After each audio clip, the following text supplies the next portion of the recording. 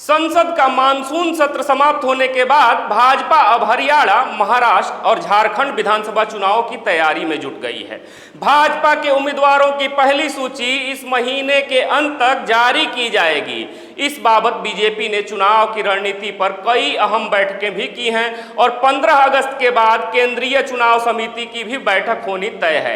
ऐसे में आइए जानते हैं क्या भाजपा महाराष्ट्र, हरियाणा, झारखंड विधानसभा चुनाव के लिए एकदम तैयार है।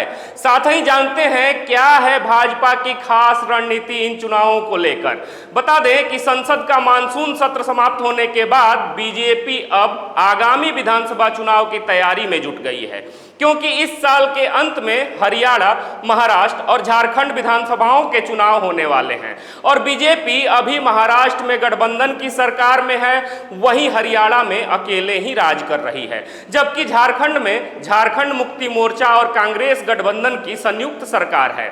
विधानसभा चुनावों को लेकर भारतीय जनता पार्टी ने इन तीनों राज्यों के लिए चुनाव प्रभारी भी नियुक्त कर दिए हैं और पार्टी के चुनाव की तैयारियों पर एक शुरुआती बैठक भी हो चुकी है।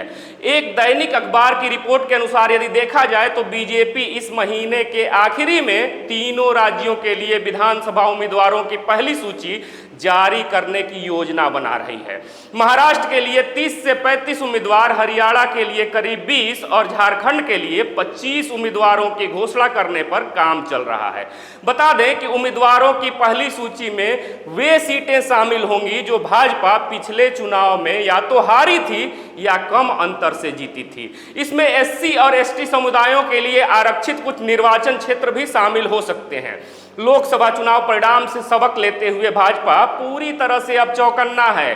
बता दें कि लोकसभा चुनावों के दौरान एससी वोटों का एक बड़ा हिस्सा इंडिया गठबंधन की ओर चला गया था, इसलिए समय से पहले टिकटों की घोषणा करके भाजपा उम्मीदवारों को एससी समुदाय द्वारा पार्टी के सामने आने वाले विरोध और चुनौतियों से निपटने के लिए पर्याप्त समय देना चाहती है।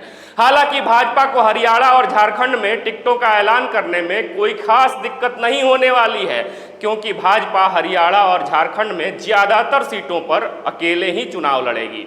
लेकिन महाराष्ट्र में उसे अपने सहयोगी दलों शिवसेना और अजीत पवार के नेतृत्व वाली एनसीपी को विश्वास में लेना होगा, क्योंकि महाराष्ट्र में भाजपा के सहयोगी दलों का विरोधी तेवर शुरू हो चुका है।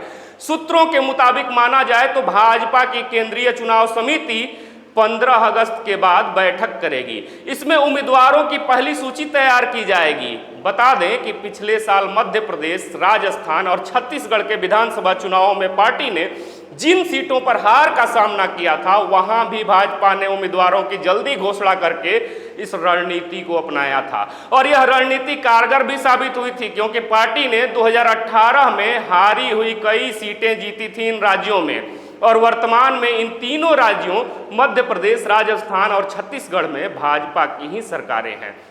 अब भाजपा की इस रणनीति पर विपक्षी दलों की क्या तैयारियां हैं, ये तो आने वाला वक्त ही बताएगा, क्योंकि इस बार विपक्ष के संविधान बचाओ, आरक्षण बचाओ जैसे मुद्दे को विफल करने की तैयारी भाजपा कर चुकी है। इसकी शुरुआत भाजपा ने सुप्रीम कोर्ट द्वारा एससी एसटी के कोटे में कोटा का फैसले को खारिज कर बिगुल फूंक दिया है। भाजपा एससी एसटी वोटों में किसी भी प्रकार की सेंधमारी हरियाणा, महाराष्ट्र और झारखंड में नहीं चाहती है। इन तीनों राज्यों के विधानसभा चुनाव को लेकर आपके क्या विचार हैं, अपने जवाब कमेंट बॉक्स में जरूर दीजिएगा। फिर से मिलेंगे एक नए वीडियो में नए अपडेट के साथ, तब तक देखते रहिए खबरों खिलाड़ी। जय हिंद, जय भारत।